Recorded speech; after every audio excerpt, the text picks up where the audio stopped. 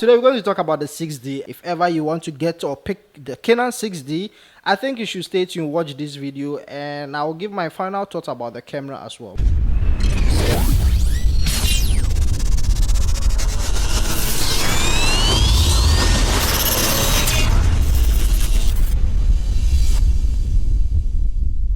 The Canon 6D has been serving a lot of photographers. I mean, a lot of photographers actually love the Canon 6D. I've noticed a whole bunch of photographers using this particular camera. This camera has been doing an amazing job in the photography world, and I think that is simply because it's actually much affordable compared to the 5Ds. I mean, when the 5D was released, it was crazy hell of a price. I mean, it was expensive. We're not even talking about the Mark 1, Mark 2. All the 5Ds were expensive. So when the 6D came on the line, I mean, it saved a lot of photographers. Just a little backstory of the Canon 6D. I went in the market trying to get one. I almost bought it. I actually declined it because the particular one that I found was not in a good shape. Anytime you're trying to pick one, I think it's always advisable that you get one which is in a solid condition. The one that I actually found was very old. I mean, it has some scratches here and there and all that. It does 20 megapixel, and if you are someone that is more into portrait, landscape, if you do some hobbyists, even professional portrait, studio work, I think the Canon 6D would do a very capable job. I think they actually share similar body with the 7D, the original one. I won't say the 5D because the 5D got some funny, especially the Mark 2 and 3,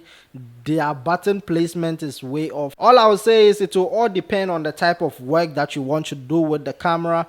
If maybe you are into photography more, let me say if you are about 85% photographer and then the rest a videographer, then I think the 6D will do a capable job, but it still depends on what you need it for. I'm not saying the 6D does not take videos, it does shoot videos, but there are a bit of limitations because it does shoot up to full HD and then you do not get higher frame rates. I think you do get from 24 up until 30, and then in 60 frames you have to go down to 720. I mean 720 in 2023, I mean 2024, and the years coming, who even still want to go down to that limit? I mean, come on, we do have 4K, 8K, 12Ks and all the Ks. Well, I'm not saying it is that bad. If ever you want to do for slow-mo and all that in full HD, well, you can still shoot in 720 and then upscale it to full HD. And this is the trick that a lot of people do that most of you guys don't know. I mean, I can shoot a video in 720,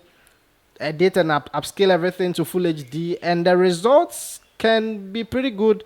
And I doubt if you guys can even notice a difference. I mean, it's just our perceptions. We've been so spoiled with qualities and all the newer technology. So I mean, I don't blame you guys. I can't blame anyone. With 20 megapixel, and that's pretty much all you need for filming and shooting. I mean, standard. Keep it cool, man. Nothing.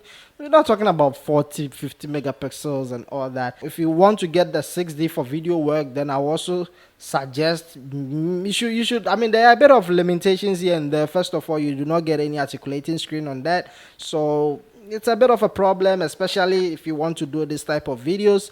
You will not be able to see yourself. You just have to be playing a guessing game, unless you have to spend some additional dollars to get a field monitor, which I believe it's just not right. I mean, why buy a monitor when you can use the same money to get a better camera though? Well, it's just personal preference. Honestly, right now, I wouldn't mind actually having one in my kit, but I will pretty much prefer to have that particular camera as a B cam or maybe my main photographic camera. But when it comes to video,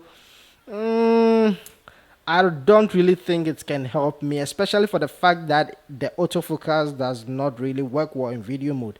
The autofocus works fine if ever you are shooting photos. I don't know why Canon did that, but when you are shooting photos, it works perfectly. It works fine. But once you switch to video mode, that is where the problem is. When you switch to video mode, before you press the record button, it does still works. You can, but it's not like it's the best autofocus. Yeah, it's not like the latest autofocus that we have with the face and eye tracking.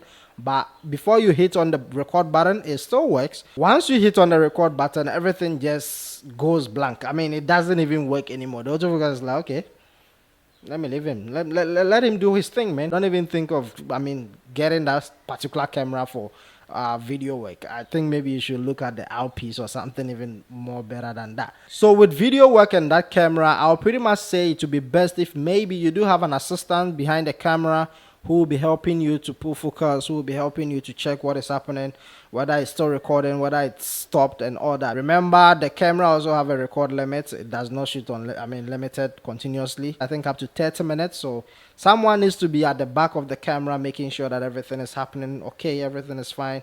Currently, I'm running a monitor on mine, so I do know what is happening. I do know whether I'm in focus. I do know it's recording. Yeah, even though it's additional money to get an external monitor, but that is the only way to go if ever you want to pick this particular camera for such videos like this. For minor video work, content creation work, it will do a pretty decent job. It's not that bad. You know the funny thing, this camera does not actually drop in price that heavily. 6Ds are still expensive even in today's standard. I think even in Ghana right now, if you want to pick a used one, the cheapest you even find one will probably be about 5,000 or 6,000, which I think it's roughly around 5 to $600. I'm not sure. It does have a single SD card slot. It does not have a geo slot. I don't even think at that time Canon even thought of making a geo slot. If you really need the 6D and you don't want to do away with the 6-digit camera, I mean the 6Ds, the OG, then I would suggest maybe you pick up the Mark II instead.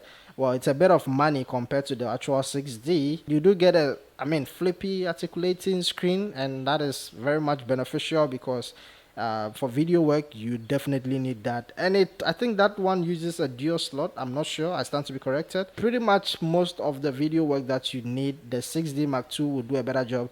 Just bear in mind, it does not also have 6K. 4K. Did I just say 6K, man? I think it's almost the same recording options that you get on the actual 6D. You get All-I and IBP as well. You just have to decide which one is best for you. If you are someone that wants to pick it in today's standard, I would say that if you get a decent one which is clean, good condition with an affordable price, then I would say that you should go for it. Why not? It's a good camera. If you want to pick it up, go for it. Just pick it up as long as the price is reasonable. But if you're a photographer, thumbs up. That's a good camera. If you're a videographer, maybe I think you can get a better camera with that particular price. And I did heard that people are actually using softwares like Magic Lanterns and all that to get some better performance and all that. Just know that whatever you do, it's those aftermarket softwares, you're hammering the camera. So yeah, thank you very much for coming, guys. I will see you guys in the next video. Subscribe and yeah, that's it.